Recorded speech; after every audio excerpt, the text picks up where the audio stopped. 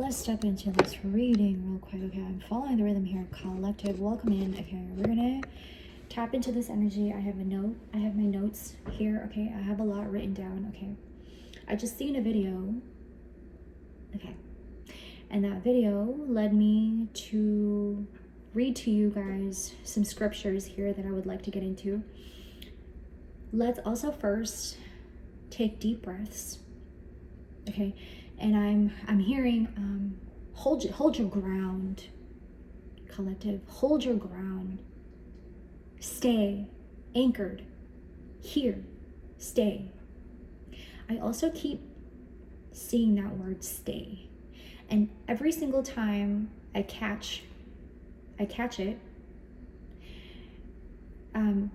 At first I didn't know what it meant. Like, oh, stay. Okay. And then I'm seeing it on a water bottle. And then I'm seeing it like on like a book. You know what I'm saying? Like in big bold letters, stay. And so 111. Okay. Stay. I figured out what stay means. Stay. Okay, and this is for somebody. This is for us. Stay meaning stay anchored in where he wants you to be. And this is going to lead me to say, you are exactly where you are. It is not your fault that you choose to distance. Okay? It is not your fault that you choose to distance from someone's disrespect,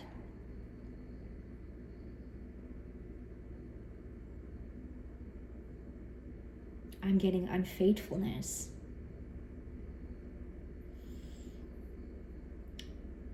You being where you are and staying where you are, grounded in the Lord. Stay there. And stay as grounded. And stay still and listen to what he's saying to you. This is a moment of a conversation with you and the Lord in depth. This is a conversation between you and the Lord and what he is telling you at this time. Before we get into the messages and before I get into this reading, I would like to read you Psalm 91. He who dwells in the secret place of the Most High shall abide under the shadow of the Almighty. And I will say of the Lord, he is my refuge and my fortress, my God, in him I will trust. Surely he shall deliver you from the snare of the fowler and from the perilous pestilence. Perhaps this reading is going to lead us to talk about that. He shall cover you with his feathers, and under his wings you shall take refuge. Grounded. His truth shall be your shield and buckler. Grounded. You shall not be afraid of the terror by night, nor of the arrow that flies by day, nor of the pestilence that walks in darkness, nor of the destruction that lays waste at noonday. I am enjoying the sun. 333, I have been enjoying the sun, that when I get the sun and I get a chance to see the sun and be in the sun, I be soaking in the sun. 44. 1,000 may fall at your side and 10,000 at your right hand, but it shall not come near you. So ground yourself in the Lord, and only with your eyes shall you look and see the reward of the wicked, because you have made the Lord, who is my refuge, even the Most High, your dwelling place. No evil shall befall you. No evil shall befall you. No evil shall befall you. No evil shall befall you. I'm following the rhythm here. Nor shall any plague come near your dwelling, for he shall give his angels charge over you to keep you in all of your ways. In their hands they shall bear you up, lest you dash your foot against a stone, and you shall tread upon the lion and the cobra. Someone here thinks that they have control over you. It's coming out already. I'm not even done. The young lion and the serpent you shall trample underfoot. They think, okay, 444, have control over your narrative. Because he has set his love upon me, therefore I will deliver him, and I will set him on high, because he has known my name. And he shall call upon me, and I will answer him, and I will be with him in trouble. And I will deliver him and honor him. With long life I will satisfy him and show him my salvation. Okay, Psalm 91.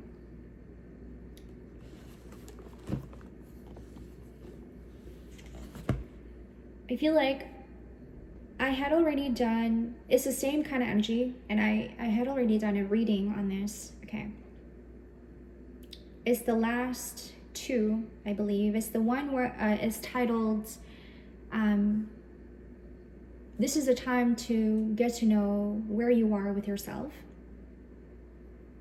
and to not entertain every energy. I feel like that's what I titled it. Okay, you guys can look back on it. I'm not going to give it much thought. Okay, but I feel like that reading and this reading that we're about to get into is like related, is connected. Okay, 555. It could be like a continuation from that. Okay, because what's happening here is like I'm speaking to somebody here who's like minding their own business. Okay, I'm going to pull up some cards also. You're minding your own business, collective. You know what I mean? You're just doing your part. You're doing your part, and you're not. That's exactly it. You're not entertaining. You're not entertaining what is not good for you and what does not make you feel good, what does not make you feel comfortable. You're not entertaining that.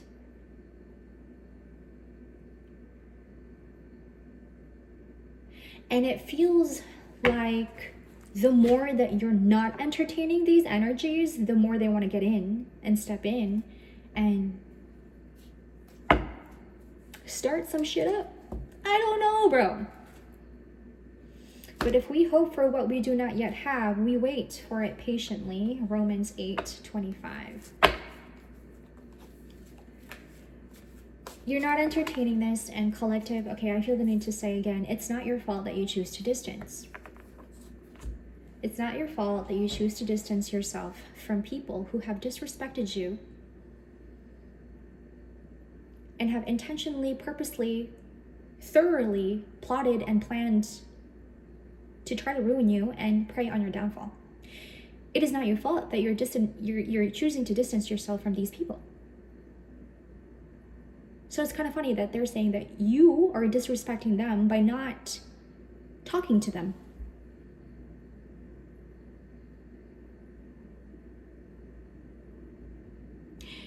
Your distancing and you choosing to distance, you choosing to minimize the conversation and minimize their interaction, they're perceiving as disrespect.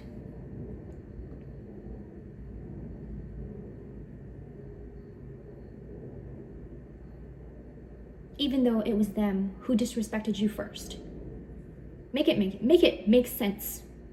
Make it make sense.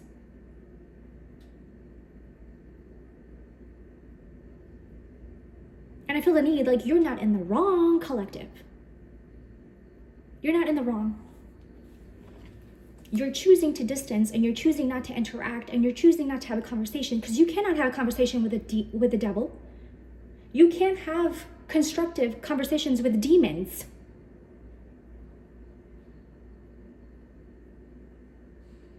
They're mad because you're not entertaining them. Why would I entertain you?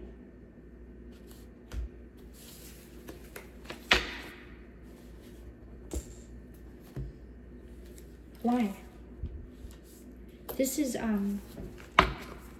clearly we all know this is a spiritual warfare, okay? This is also a spiritual initiation. You're just doing what's best for you, collective. It's all it is. You know what you've been through. You know what bit you in the ass. You know what you're bouncing back from. You know the pain you've been through. You know the pain you've been feeling.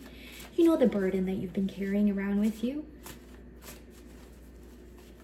You know the betrayal and deceit that happened to you.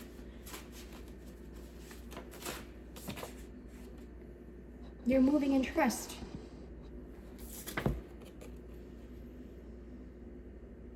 You trusted the ones you should have never trusted. They're realizing you don't need them. And I also mentioned this in the other reading. This is like a continuous energy, like just continuing on, 10-10. And we want it to be over. But they don't want it to be over. Whoever your enemy is, enemies, they don't want it to be over. Now, why is that? While you're over here minding your own business and protecting yourself, you're not wanting to participate. No.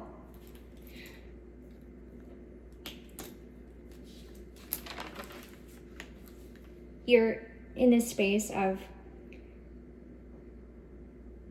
clarity, and a lot more clarity, because this is what God is bringing into your space. Okay, child, listen to me, and I will bring you clarity. And as you are just trusting in the Lord,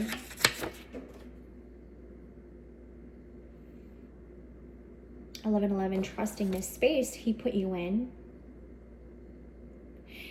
that space, He's showering you with clarity. He is showering you with comfortability, with ease, because your nervous system has not been in place. You may also have like minor PTSD, or I'm speaking to somebody here who has PTSD. You've been put in a place where you're allowing yourself to have more of that ease because your nervous system has been in environments where it was not safe for you. You know, when you were in constant alert and your nervous system just did not find any time to thaw out, to be relaxed. 12-12, but you feel like you have been in certain circumstances, situations where you've given too much. That too caused your nervous system to be at a high. I'm following the rhythm here. Okay.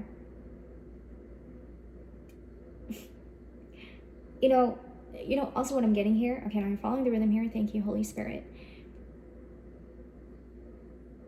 We've come to understand, and we're conditioned to believe, that we are not more than our body and our flesh. We've come to really realize and believe that we are just body and flesh. Like, we don't come with depth. And so when somebody come across you because you hold value, you know your worth, you've gotten to know your worth, 13-13, you've gotten to know your worth, and you just said one day, I'm really fed up. You know what I mean? I don't want to be the one to bring drama and harm into your life. So you have no right to bring that into my life, because I choose to not participate in that kind of activity. Gossip, drama, smear campaigns, a lot of gossiping, a lot of false narratives being thrown around about you. I spoke this already in the other reading. It is that we were conditioned to believe.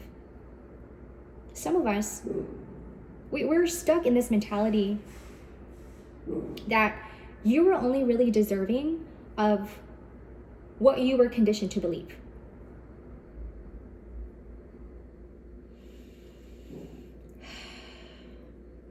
It hurts, you know.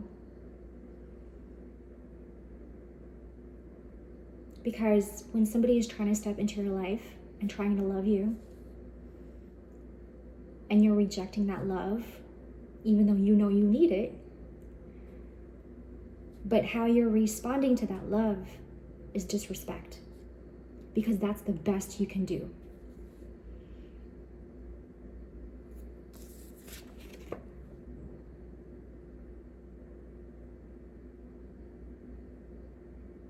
We were conditioned to believe that we are not worthy enough to have higher love.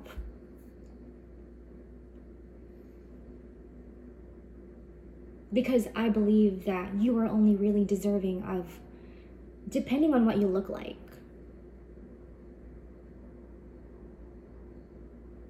It's like that's where the line, that's where you draw the line. You are only really deserving of things that equals to your appearance. Oh my gosh, I'm following the rhythm here. I didn't even know this was coming.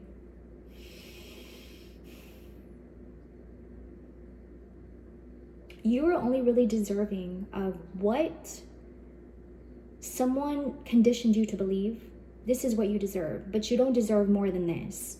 So I'm speaking to our children here who you might have had a really rough childhood, right? You didn't really see love around you in that environment.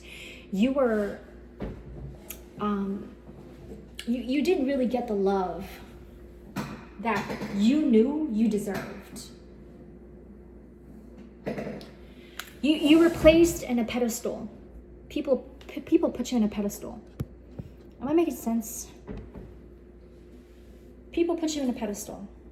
You are only really deserving of what I think you deserve, but you don't deserve more than that. You were around evil ass sisters, aunts, grandmas, uncles, you know what I'm saying? If I'm speaking to our generational cursor breaker, you had it tough. You've had it rough. These people don't understand that because they don't even know how to break theirs. Perhaps you were chosen to heal that for this bloodline, for this generation, but they don't understand that. So they don't actually understand that your life is that really fucking hard. So in their minds, they think, oh, it's not that hard. Unless they're having trouble, then they'll understand you. You see what I'm saying? They're not going to take your seriousness serious, and they're not going to take your life's difficulties and suffering serious unless they are feeling it.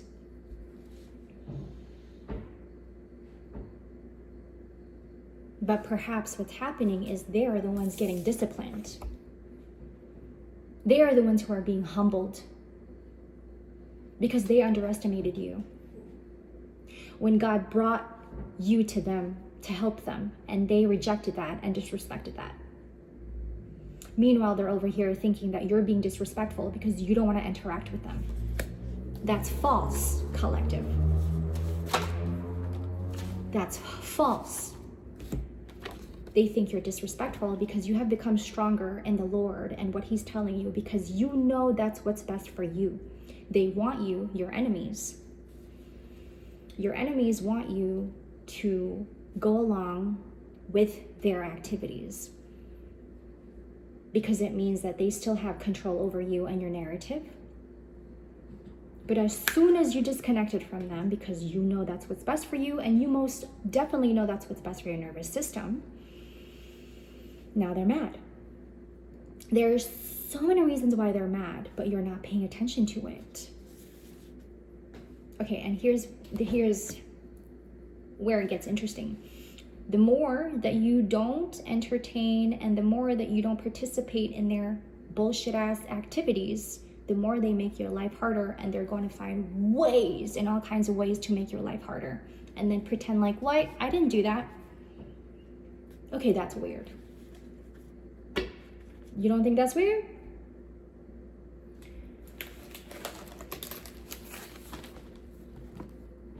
Your enemies messed with somebody who is pure with their intentions.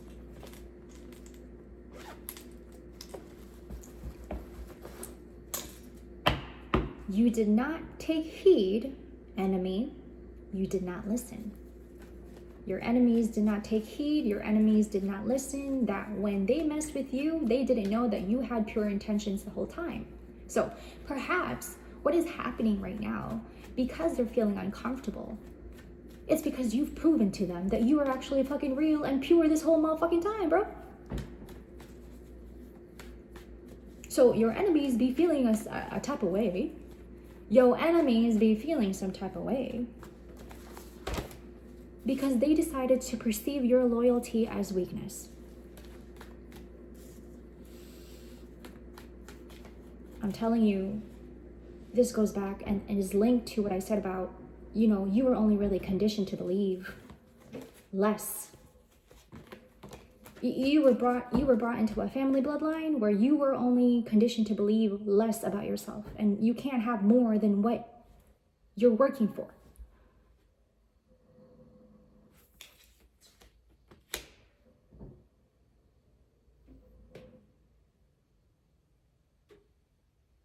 They're at a loss without you in their lives.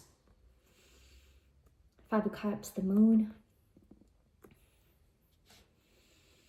They are at a loss with you in their lives. You are the sun in their lives. You are the key in their lives. And I'm not saying this to be boastful. I'm not saying this to be better. You are not better than them. No, collective, you know where you are with yourself. You're just doing what's right for you, just as much as they should be doing what's right for them, correct? The Five of Cups and the Moon tells me that they are at a loss without you in their lives. But it does not mean use you for their benefit and then discard you when they're done. That's where you draw the line, collective. Okay, that's where I'm getting the, it's not your fault, because I wrote this down. It's not your fault that you're keeping your distance. Because what's probably happening to you guys is like, they're accusing you of being disrespectful. They're accusing you for being out wrong because you're not interacting with them, you're not giving them access, but only because they took the action in disrespecting you first.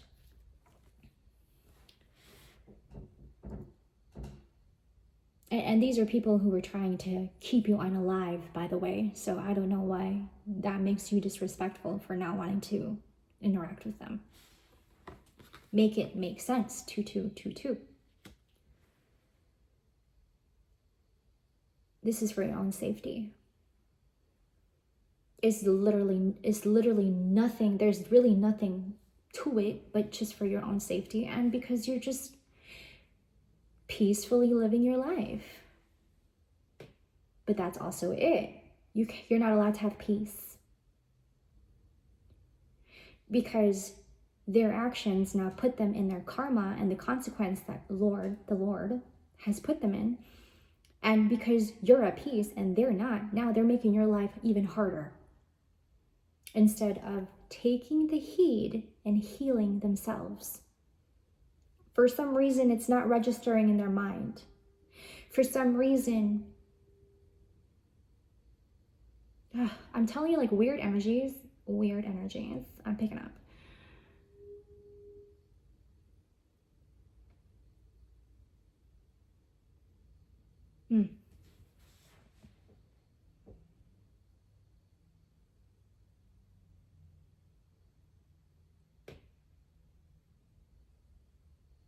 No. You see, this is where one draws the line. Okay?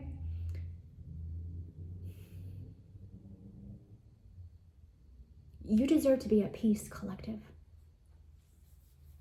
You've been through too much. You've been abused, you've been used emotionally, mentally, energetically, you've been abused. Energetically, you've been abused. Energetically, you've been abused. Okay? It's enough. You're done. The distance is protection. The distance is understanding your part. The distance means I'm in my space of peace, because I need to understand what's going on in here, and I need to understand what you just did to me. I need to understand the abuse that you did to me on purpose. And let me tell you, your enemies, they still be thinking you're out wrong. And they think that you're more out wrong now because you found your peace. Make it make sense. 44, 22, 55, 33. It's a repeated cycle of angel numbers.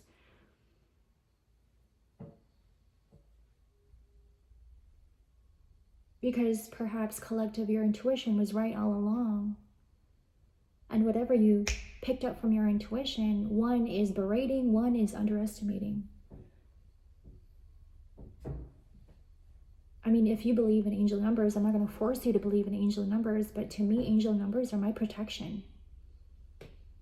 It literally has gotten me this motherfucking far in my life, for real. I'm not going to stop following my intuition just because you're a fucking demon. And you be telling me all kinds of things that's not true about me. But my intuition be telling me the truth.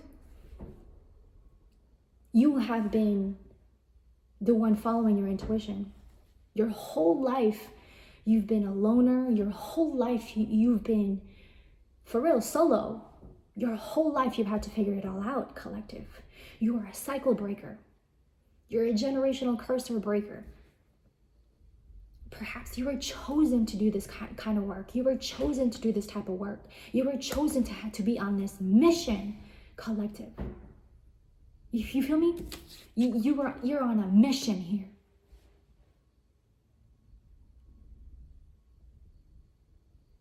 It's not funny anymore. No, it's not funny anymore.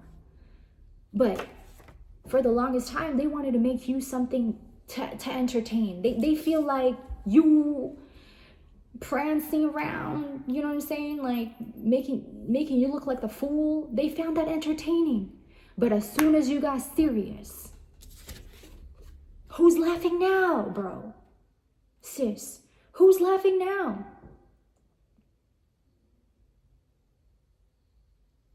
It's not your fault that you just needed to save yourself because that's what you felt was right for you. Not what they feel like is right for you. You see what I mean? The controlling the narrative. That's where God steps in and protects you, my child, he says. That's where God steps in, and I'm going to tell you, child, I'm going to protect you and carry you through the storm, he says. These people know they've done a lot and damaging your life. But they ain't going to stop. They're going to keep going until they get what they want. But what are they getting? What are they wanting? They're only really seeing God's wrath. Because they ain't repenting. And so by trying to sabotage your life is going to make life easier for everybody. False. Because what's showing up in my cards, and my cards don't lie. What's showing up in my cards is they're at a loss without you in their life. Because you literally been the motherfucking source, bro. Sis. They still in denial about that, by the way.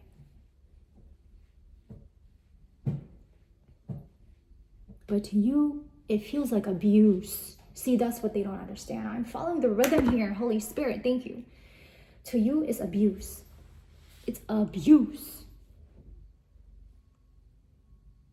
Because while you're trying to do right, they ain't doing nothing right to you, for you.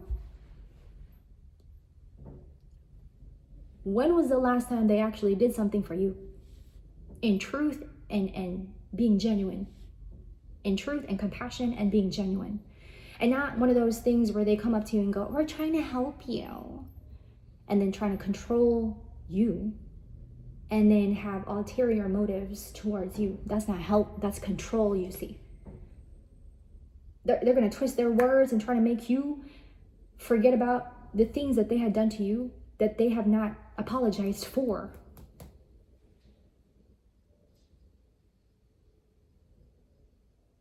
And they're still going to step into your life and manipulate you. The audacity for one to do. I'm still going to come, your enemy is going, I'm still going to step into your life and try to manipulate you and make you think that what I did to you was not true. Okay, but I've seen you the whole time. I watched you the whole time. What you talking about? Isn't it crazy that people be doing all these things, like all these motives, but motherfucker, you seen them the whole time. Don't lie to me. You can't get me to believe you, bro, sis, because I seen you in my eyes. What are you talking about? Are you crazy? Are you delulu? Because I literally I see you. every step of the way. You can't tell me that you did not just manipulate me and try to kick me out and then make me homeless.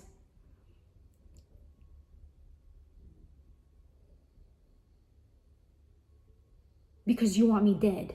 Because you want me unalive in every which way possible. Energetically, you want me unalive. Mentally, emotionally, you want me unalive. And then you're going to step into my life and try to manipulate me again into thinking that I shouldn't believe that. It's not true.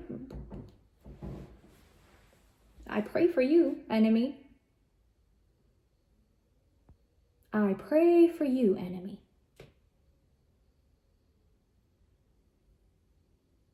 So when I say it's not your fault that you choose to distance, it's not your fault that you choose to distance.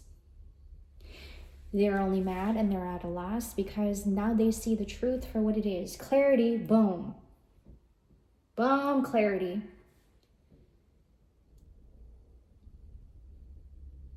There's so much clarity that the light and the truth is blinding them that they can't even fathom in their own mind. What did I just do? What did I just say? What did I do to the collective? You did some damage, enemy. So when I say that one is feeling some type of way, it's because they perceived you as somebody you're completely not. And that's what's happening in their mind. Well, I thought you were this and I thought you were that. And, you know, that's why I treated you this way. And I thought you were wrong, enemy. You can't admit to yourself that you're wrong, enemy, but you're wrong, enemy. And it's not my fault that I choose to distance myself from you, enemy. So you can't tell me that I'm the one being disrespectful to you because I'm not talking to you and you don't have access. What you getting mad for? You getting mad because you don't have access? What you need access for?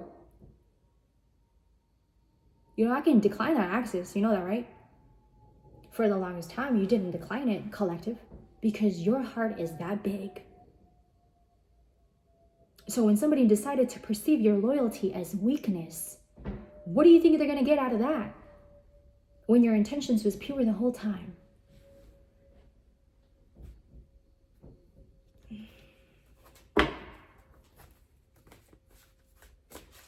You're not participating. You're not interacting. You don't need to. You don't need to. Back to rejoice always. Perhaps that's what you're doing, collective. Perhaps that's exactly what you're doing. Every minute, every second of the day, you get the sun. Every moment of the day, you get to look up at the sky and you see the birds fly by. Every minute, every moment, every second, you have a conversation with the Lord in light and in love. It's beautiful. It's beautiful. It's nourishing. Let all that you do be done in love. Let all that you do be done in love. 1 Corinthians 16:14. The Lord is my strength and my shield.